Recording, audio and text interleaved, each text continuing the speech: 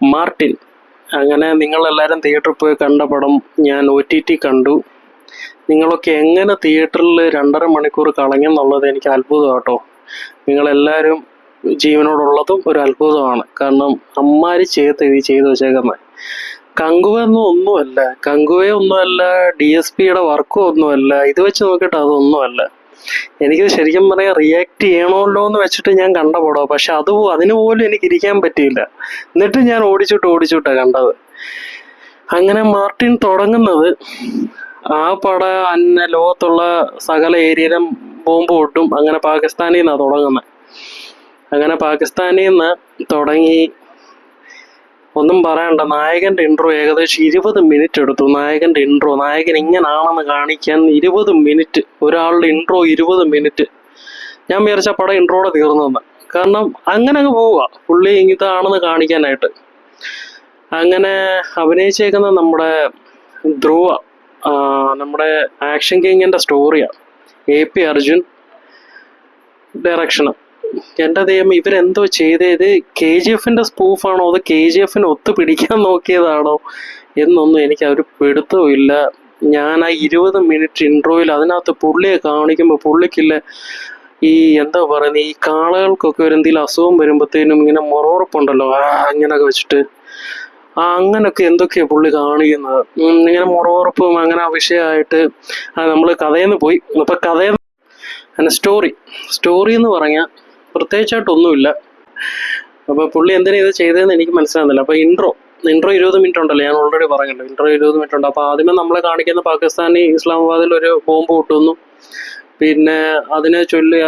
പിന്നെ ഞാൻ പറയല്ലോ, അതിന്റെ പുള്ളിയുടെ ഇൻട്രോയിൽ ചറപറ ചന്ന പിന്നെ വെടിയൊക്കെ വെച്ചിട്ട് പുള്ളി ഏറ്റവും അവസാനം ഒരുത്തൻ ഷൂട്ട് ചെയ്തിട്ട് ഇവനെ ജയിലിൽ കൊണ്ടുപോകും, ഹോസ്പിറ്റലിൽ കൊണ്ടുപോകും. അപ്പോൾ അവിടെ വെച്ചിട്ട് വില്ലൻ പറയാം അവൻ്റെ എല്ലാം മറന്നു പോയേക്കാൻ വേണ്ടിയിട്ട് അവൻ ഒരു ഡ്രഗ് കുത്തിവെച്ച് ഇവൻ്റെ മൈൻഡ് ക്ലിയർ ചെയ്യും. ഇപ്പം അത് കഴിഞ്ഞ് പിന്നെ ഭയങ്കര അഗ്രസീവാണ് പുള്ളി. പുള്ളി ഭയങ്കര മുറിവുറപ്പ്. അതിൻ്റെ കൂടെ പുള്ളിക്ക് ഡ്രഗ് കുത്തിവെച്ചിട്ട് ആകപ്പാടെ പുള്ളി അഗ്രസീവാകും.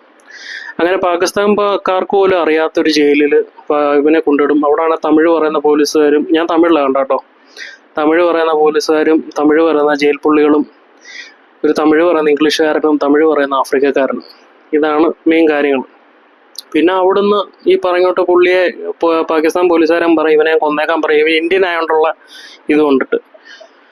അങ്ങനെ അവിടെ ഇടിയായി ബഹളമായി ഇത് പുള്ളിയെ മയക്കാനേ പറ്റത്തില്ല. മയക്കോടി വെച്ചിട്ടാണ് പുള്ളിയെ മയക്കുന്നത്. എന്ന് പറഞ്ഞാൽ അതിനകത്തൊരു ഡ്രഗ് കുത്തിവെക്കുന്ന ഞാൻ പറയുന്നില്ല. ഇപ്പൊ തമിഴ് പറയുന്ന ഡോക്ടർ വന്നിട്ട് പറയും, പാകിസ്ഥാനി തമിഴ് പറയുന്ന ഡോക്ടർ വന്നിട്ട് പറയും ഇവന്റെ ദേഹത്തൊരു ഡ്രഗ് ഉണ്ട്, ആ ഡ്രഗ് കുത്തിവെച്ചേക്കുന്നതുകൊണ്ടാ ഇവനിങ്ങനെ അഗ്രസീവ് ആവുന്നതെന്ന് പറയും. അപ്പൊ ഇവനെ മയക്കാനേ പറ്റത്തില്ല. അതിന്റെ പുള്ളിക്കാരി തന്നെ പറയുന്നുണ്ട് ഇത് ആനയ്ക്കൊക്കെ വെച്ച് ആന 2 മണിക്കൂറുള്ളിൽ ബോധം പോയില്ലാതെ പോകുന്നു എന്ന് വെച്ചാൽ വീഴും. പക്ഷെ ഈ പുള്ളിക്ക് കുഴപ്പമൊന്നുമില്ല, പുള്ളിക്ക് കുഴപ്പമൊന്നുമില്ല. നായകൻ പുള്ളി ഒരു രക്ഷയില്ലാതെ ഇടിയും ബഹളവും പിന്നെ പുള്ളി ഇടയ്ക്ക് വെച്ച് അവിടുന്ന് എസ്കേപ്പ് ആയിട്ട് പാകിസ്ഥാനിലുള്ള ഒരു ഗൺ മാർക്കറ്റ് വരും. ഗൺ മാർക്കറ്റ് വന്ന് അപ്പൊ അവിടെ വെച്ചൊരു പയ്യൻ ഈ പുള്ളിയെ അതായത് നായകനെ മനസ്സിലാവും. നായകൻ ഇങ്ങനെ നേരത്തെ ഇവിടെ വന്നിട്ടുണ്ട്. അപ്പൊ ഇവൻ ഇങ്ങനെ കാര്യങ്ങളൊക്കെ ചോദിച്ചു ഇവൻ ആരാന്നൊക്കെ ഇങ്ങനെ മനസ്സിലാവും. അവനിങ്ങനെ ഇന്ത്യയിൽ നിന്ന് വന്നതാണ്. അവൻ്റെ ഒരു ഫ്രണ്ട് അവിടെ ഉണ്ടായിരുന്നു. ആ ഫ്രണ്ടിനെ അവൻ കാണാൻ ചെല്ലുമ്പോൾ അവരെയൊക്കെ കൊന്നിട്ടേക്കുക. അപ്പം അങ്ങനെയൊക്കെ ആയിട്ട് പിന്നെ ഇന്ത്യയിലെ 2 നമ്പറിലൊക്കെ വിളിച്ച് ഇവൻ ആരാന്നൊക്കെ മനസ്സിലായി. അപ്പോഴാണ് ഇവനൊരു ഗവൺമെന്റ് ഓഫീസറാണ്, IRS ഓഫീസറോ അങ്ങണ്ട ആണെന്നൊക്കെ മനസ്സിലായി. ഇവൻ ഇന്ത്യയിലോട്ട് ചെല്ലും. ഇന്ത്യയുടെ ഇത് കാണിക്കുമ്പോൾ തന്നെ നായികയുടെ ഹീറോയിന്റെ ഇൻട്രോയാണ്. ഹീറോയിൻ ആണെങ്കിൽ ഒരു എക്സ്പ്രഷൻ ഇല്ലാത്തൊരു ഹീറോയിൻ, പുള്ളിക്കാരിയുടെ ഇൻട്രോ. അങ്ങനെ അവിടുത്തെ ഇൻട്രോ ഒക്കെ ആയി. അവിടെ കുറെ ഫൈറ്റും ഒക്കെ ഉണ്ടെന്ന് തോന്നുന്നു. അവിടെ കുറെ ഫൈറ്റും ഒക്കെ ആയി. അങ്ങനെ പിന്നെ ഇങ്ങനെ ത്രൂ ഔട്ട് പോയിക്കൊണ്ടിരിക്കുമ്പോഴാണ് നമുക്ക് മനസ്സിലാവുന്നത് ആശാൻ ഡബിള്. അങ്ങനെ മാർട്ടിൻ വേറെ അർജുൻ വേറെ. ഇവന്റെ പേര് അർജുൻ, മറ്റേ വില്ലന്റെ പേര് ഗ്യാങ്സ്റ്ററിന്റെ പേര് മാർട്ടിൻ. അപ്പൊ നമ്മള് അത് കഴിഞ്ഞിട്ട് മാർട്ടിനെ കാണിക്കും. മാർട്ടിൻ ആന്ന് കാണിക്കുമ്പോഴത്തേനും ഒരു വലിയ ഇടിയും ബഹളവും അടി പോവാ അവിടെ ഉണ്ട്. അങ്ങനെ പിന്നെ കഴിഞ്ഞ് അങ്ങനെ ത്രൂ ഔട്ട് ഇങ്ങനെ കുറെ കാര്യങ്ങൾ കാണിക്കും. പിന്നെ വില്ലൻ ചെയ്യുന്ന കാര്യങ്ങളൊക്കെ കാണിക്കും. വില്ലൻ ഇവനെ വെച്ചിട്ട് അർജുനെ കൊല്ലിക്കാൻ, അർജുനും ഇവന്റെ കണ്ടെയ്നർ പിടിക്കും, അത് വില്ലന്റെ. അപ്പൊ ഇവനെ ഒതുക്കാനായിട്ട് ഗ്യാങ്സ്റ്ററിനെ അങ്ങനെ ഏറ്റവും അവസാനം ത്രൂ ഔട്ട് ഇങ്ങനെ കുറെ കാര്യങ്ങളൊക്കെ ചെയ്തു പോയി. പിന്നെ എങ്ങനെ എന്തോ മാർട്ടിനോട് പറഞ്ഞിട്ടാണോ എന്തോന്ന് അറിയത്തില്ല, ഇവർ രണ്ടുപേരും കൂടെ അങ്ങ് ഒന്നിച്ചിട്ട് വില്ലന് ഹൈപ്പൊന്നുമില്ല. വില്ലൻ വെറുതെ വന്ന് ഒരു വെടി കൊണ്ട് ചാവും. അപ്പം മാർട്ടിൻ ചോദിക്കും നിനക്ക് എന്നെ കൊല്ലണോ വില്ലനെ കൊല്ലണോ എന്ന് ചോദിക്കും. അർജുൻ മറ്റവനെ കൊല്ലും. എന്നിട്ട് മാർട്ടിനെ കൊന്നെന്നുള്ള രീതിയിൽ ഇന്ത്യയിലാക്കും. മാർട്ടിൻ ഭയങ്കര വലിയ ഗ്യാങ്സ്റ്ററാ, ഒരു രക്ഷയില്ലാത്ത ഗ്യാങ്സ്റ്ററാ. നിങ്ങൾ മുറവുറപ്പം അങ്ങനെ കേട്ട് നടക്കുന്ന ഒരു സംഭവം. അങ്ങനെ ഏറ്റവും അവസാനം അങ്ങനെ വില്ലനെ ഇവർ രണ്ടുപേരും കൂടെ കൊല്ലും. അതായത് മാർട്ടിൻ ഫസ്റ്റ് വടി, സെക്കൻഡ് വടി അർജുൻ. അങ്ങനെ എന്നിട്ട് ഏറ്റവും അവസാനം കുറെ ടാങ്കർ ലോറി നിരത്തി വെച്ചിട്ട് VFX ബോംബുകളൊക്കെ വെച്ച് VFX പീരങ്കിയൊക്കെ വെച്ചിട്ട് ചെന്ന പിന്നെ പൊട്ടിക്കും. ഏറ്റവും അവസാനം ഇവനെ എസ്കേപ്പ് ആക്കും. അങ്ങനെ ഇന്ത്യയിൽ എല്ലാവരോടും പറയും മാർട്ടിൻ തീർന്നാണ്. അപ്പൊ നമ്മൾ തീർന്നെന്ന് വിചാരിച്ച് ഞാൻ ഇത്ര ഓടിച്ചു വിട്ടാ കണ്ട കേട്ടോ. അപ്പൊ ഇടയ്ക്കൊന്നും ഞാൻ കണ്ടില്ല.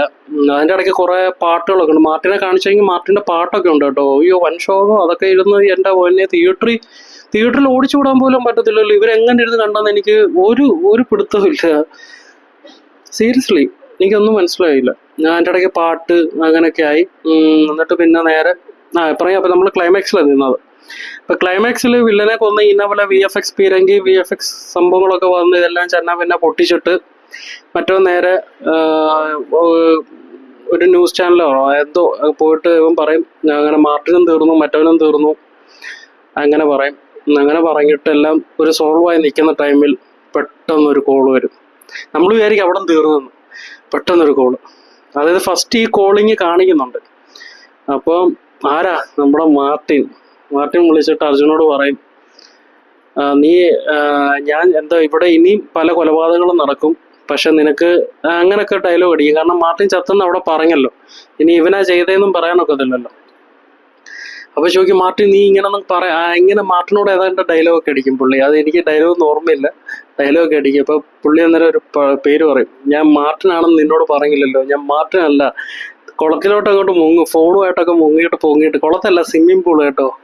അത് അതിൻ്റെ ഇടയ്ക്ക് സ്വിമ്മിംഗ് പൂളിൽ കുറച്ച് പെൺപിള്ളേരുണ്ട്. പുള്ളിയെ വെറുതെ ഇങ്ങനെ വെള്ളം കോരി ഇങ്ങനെ പുള്ളിയുടെ ദേഹത്ത് ഒഴിച്ചുകൊണ്ടിരിക്കുക. എനിക്കറിയാൻ മേലെ ഈ വെറുതെ അവിടെ ഒക്കെ ഇരുന്നവരെയൊക്കെ പിടിച്ചിരുത്തി ഇവന്റെ ദേഹത്ത് വെള്ളം ഒഴിക്കുക അങ്ങനെയൊക്കെയാന്ന് തോന്നുന്നു. പുള്ളി അങ്ങോട്ട് സ്വിമ്മിംഗ് പൂളിൽ നിന്ന് അങ്ങോട്ട് പൊങ്ങി അങ്ങോട്ട് എണ്ണിച്ചിട്ട് പറയും ഞാൻ മാർട്ടിനല്ല റൈനോ എന്തോ സെക്കൻഡ്. അങ്ങനെ ഇത്രയേ ഉള്ളൂ എൻ്റെ വീഡിയോ. ഇഷ്ടപ്പെട്ട ലൈക്ക് ചെയ്യുക, ഷെയർ ചെയ്യുക, സബ്സ്ക്രൈബ് ചെയ്യുക. പിന്നെ എൻ്റെ ഒരു രീതിയിലാണ് പറയുന്നത്. പിന്നെ ഇത് ഞാൻ ഓടിച്ചു വിട്ട് കണ്ട പടമാണ്. കാരണം എനിക്കിത് മുഴുവൻ ഇത് കാണാനുള്ള ക്ഷമയില്ലായിരുന്നു. അപ്പോൾ ഓടിച്ചിട്ട് കണ്ടോണ്ട് ഞാൻ പിന്നെ റിയാക്ട് ചെയ്യാതിരിക്കാൻ നോക്കത്തില്ലായിരുന്നു. അമ്മാരി പടം അത് നിങ്ങൾ എല്ലാവരും കണ്ടിട്ടുണ്ടല്ലോ. അപ്പോൾ ഇഷ്ടപ്പെട്ട ലൈക്ക് ചെയ്യുക, ഷെയർ ചെയ്യുക, സബ്സ്ക്രൈബ് ചെയ്യുക. Thank you, by.